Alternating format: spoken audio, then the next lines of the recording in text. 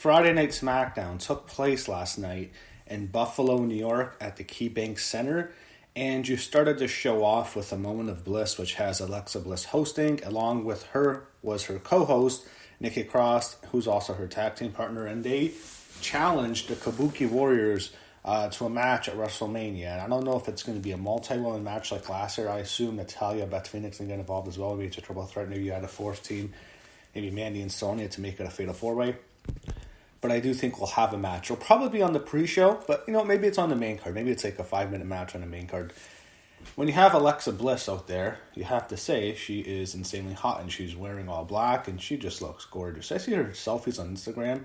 She is scary how pretty this woman is. It's insane. She's unbelievably attractive. She's probably the best looking woman they've ever had. I've never seen a woman look that attractive and just that pretty.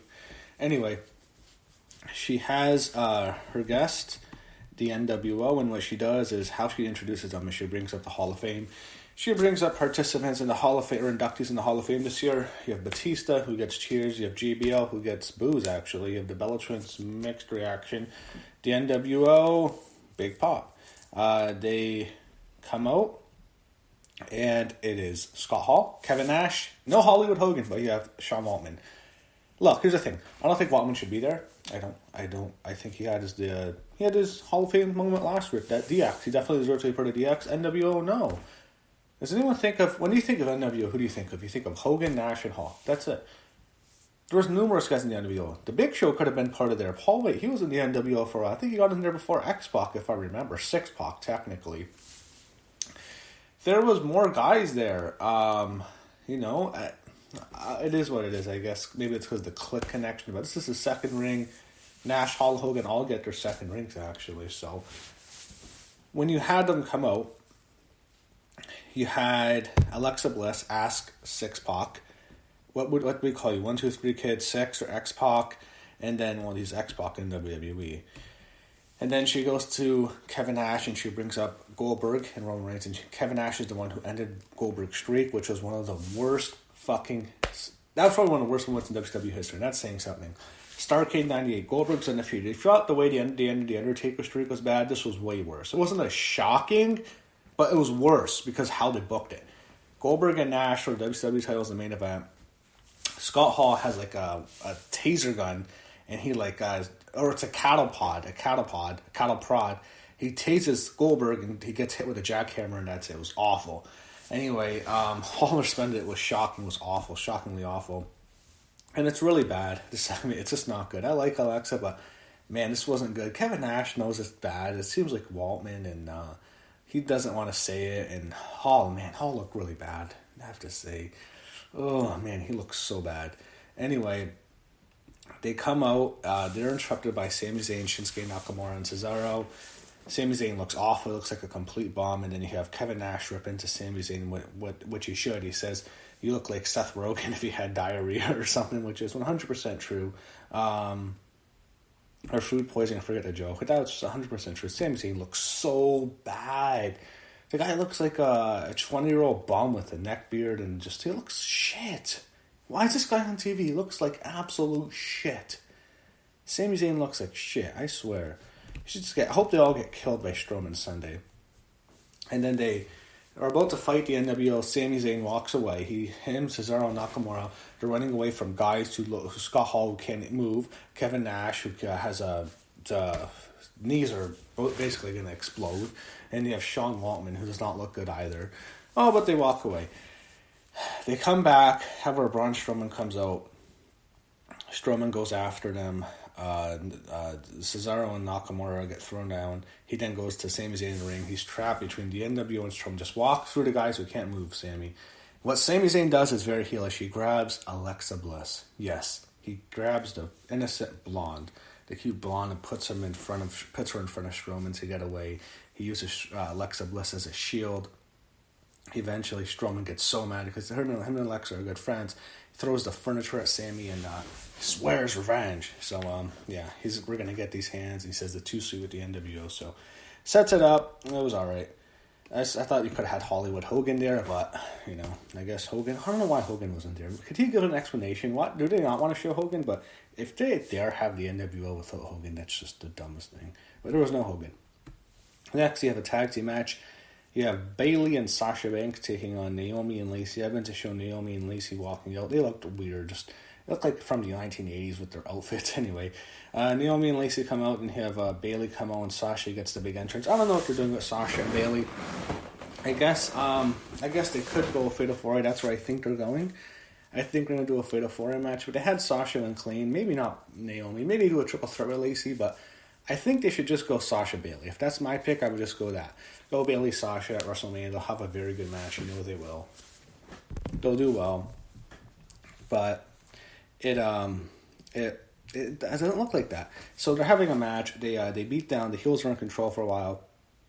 Sasha, by the way, I have to say, Sasha looks great. She's in great shape. I mean, she's great shape. She's beautiful, obviously, but she looks really, looks like she's really motivated for a big run in the company. Maybe they're going to give her a big title run. I don't know, but I think they could go that route.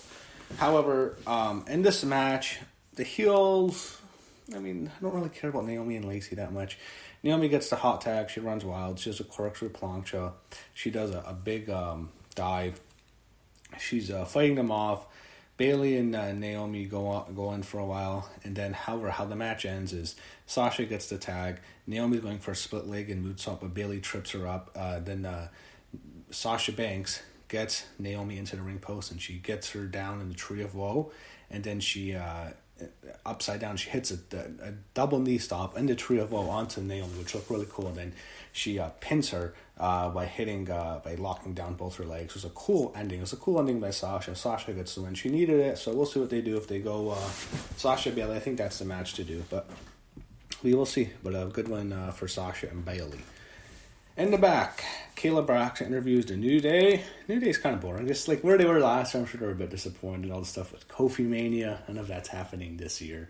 Kayla interviews them, and it does feel like WrestleMania is not as exciting. Last year was a lot of fun. Last year it felt like it was a big deal. This year it feels like, man, is this really WrestleMania season? We still have to wait for Elimination Chamber to end. Maybe it'll get exciting after Chamber, but the card doesn't look that promising. I think that's the problem. But we'll see. We still have a show tomorrow. They have Sasha and Bayley. They mock all the women on the roster, and then Sasha's mad the Bellas are going into Hall of Fame. Bayley says it doesn't matter because they can beat anyone from the past or present. Banks promised to dedicate her next album to Bayley. So I don't know. Maybe they're not going to have Bayley defend the title, and they're in the tag team title match. Maybe they're in there with Alexa and Nikki, Bayley, Sasha, Asuka, Kyrie. Maybe they do that without having Bayley. It doesn't look like they're going to have them defend. I mean, they could get the title off Bayley, but maybe they're not going to have a SmackDown Women's title match. They're just going to, maybe they win the titles. Maybe that they make it up to them from last year because Sasha was mad. I don't know, but it seems like for sure Alexa and Nikki are going to be involved with the Kabuki Wars. Maybe then I guess Natalya Beth. Maybe that's their match. Apollo Crews and Sheamus. Who cares? Sheamus wins. Yeah. Poor Apollo. AEW. Just go to AEW, man. Drake Maverick approaches Drew Gulak in the locker room backstage. Maverick wants to face Daniel Bryan. What's going to happen there? Daniel Bryan was standing behind him, and he challenges him to a match this Sunday, Elimination Chamber. So I guess that's another match. I haven't made that for my predictions yet, but it's a guaranteed win for Daniel Bryan. I think he probably faces Sheamus and Braun Strowman, maybe in a triple threat match for the title. I think that's the rumor, but we'll see. Next, we go to another women's tag match. You have Fire and Desire, Sonya Deville and Mandy Rose, who's being managed by Dolph Ziggler, who's in their corner, and it seems like Sonya is setting up Mandy and Dolph, and then it's going to be something with sympathy for Otis, but that's what they're going with, and they're up against Carmella and Dana Brooke. So, Dolph is annoying there. The fans are chanting Otis. This is an okay match. Sonya Deville's in charge for a while. Carmella fights back. Carmella and Dana, I don't know what they're really going to do with them, but I don't see much of a future for either of them. I think they're just jobbers. Dana Brooke, someone I hear, works really hard, though. I hear that. I mean, I don't know if they can push her because she had such a bad run when they tried to push her at first, but I don't think so. Mandy, they'll do something with. We'll see what they do with this Otis thing. The problem is, what are they going to do at WrestleMania? I keep going back. I'm still mad. The whole Liv Morgan, Lana, Bobby Lashley wedding, it should have just been do that exact same thing, but Otis as the groom, Mandy's the bride, and Sonya's into Mandy. Like Liv was into Lana. Now that's all scrapped. That was just one of the worst storylines. But Mandy and Sonya win. Mandy hits a flying knee. She gets the win, and she hits Dana Brooke, and they win it. And Dolph celebrates with them, and Fire and Desire stands tall. So maybe they get the match too, but I don't know. There's a lot. I don't know what they're going to do. There's so much woman here to use. It's weird. There's 17 matches. They can do multiple matches with women. They just have to do like a stupid battle royal. I hope they don't even do that. Don't do it. Just, they have a 6-hour show. I don't know. This should be a 2-night show. Maybe do it next year. It should start next year. 2-night show. It's just so much wrestlers, man. They want on the card, and they just put people in the battle royal, and they're regulated to nothing. So I would just do a 2-night show starting next year. They can do it in LA because it's a big show. They recap John Cena's return, and you had no John Cena this week. You had no Bill Goldberg, and you had no Roman Reigns. Worth noting. Firefly Funhouse, and they do stuff. Wyatt remembers. He's challenging Cena because he's still mad at WrestleMania 3, which I'm still mad about too. I mean, that was such a bad loss. I mean, that thing could have done so much for Bray Wyatt's career. That was a horrible loss to John Cena. He wants revenge. 6 years later, he's going to get him at WrestleMania 36. That WrestleMania 30 is one of my favorite WrestleMania, so I think that's one of the 5 best ever. But yeah, there was stuff that was really a questionable booking decision. I thought that the Wyatt entrance was cool though. I really like that show. I go back and watch it sometimes. That's one of my favorites. I think people are going to think about WrestleMania 30 and as one of the most memorable WrestleManias of all time. Anyway, he wants his revenge at WrestleMania 36. They recap Roman Reigns challenging Goldberg. Kayla Braxton interview with Baron Corbin. I love looking at Kayla. I don't care about Baron Corbin. Who gives a fuck? Oh God, I hope he doesn't have a match at WrestleMania. In the back, they show Otis and Tucker, and Mandy Rose approaches Otis. Otis apologized to Mandy for what happened, says he had a text that said she was going to be late, and then Mandy Rose says it's too late because a woman doesn't appreciate being stood up. Otis looks devastated, and Mandy Rose walks off. This is not over because of what they did after, but we'll see. We'll see what they do. They announced the next WWE Hall of Fame will be revealed next week on Corey Graves' podcast. That's pretty cool. So I'll listen to it. Next, tag team gauntlet match. Heavy Machinery is going to get the big push here, and you have 16 to 16s in the chamber. Heavy Machinery starts. They face the New Day. Heavy Machinery gets the win. Went on for a while, but they win. And then they just start getting fluke wins later. But they beat the Lucha House Party next. Decent win for Heavy Machinery. I think this is the main event because this is going to be the best match at Chamber. Don't go with the woman. I mean, Shayna Baszler in that match. I hear Vince is souring on Shayna, which is good. Maybe Becky wins. But fuck, dude, you can't go with that as the main event. That match fucking sucks. The women's Chamber. Just go with this. It'll be a good match. It's not a high-profile match. Is it a big star match? No. It'll be good. We know that. You have Kofi there. You have Dolph. You do have the Lucha House Party are good. You have Usos who are great. New Day will do well. Miz and Morrison. You have enough guys. So yeah, Heavy Machinery gets through the Lucha House Party. Then this is where it starts to get fluky. They beat the Usos in a giant fluke. Basically, it's a quick match. Tucker gets a quick roll up on one of the Usos and wins the match. Next is John Morrison and the Miz. And this gets good too. However, what they show in this match is Mandy Rose is watching on the back, looking concerned. And this happened after Heavy Machinery won. It was a close fall by them to they got a roll up win on Morrison. After the match, Miz and Morrison beat them down. They destroyed them. They beat him up all over the ring, and they throw Otis into the barricade, crushing him. Then comes Ziggler and Rude. They show backstage Dolph Ziggler speaking to Mandy Rose, and Mandy looks sad. And eventually, she'll end up with Otis. I assume that's how it ends, but unless they just scrap it. Rude and Ziggler come out. They suck. They're heels. Otis fights back. He gets second when he's fighting them. He's fighting down Rude, but Ziggler hits a sneak tag. Otis is going for a big splash on Rude, but Ziggler catches him to super kick. 1, 2, 3. Dolph Ziggler pins Otis, and the show ends immediately after that.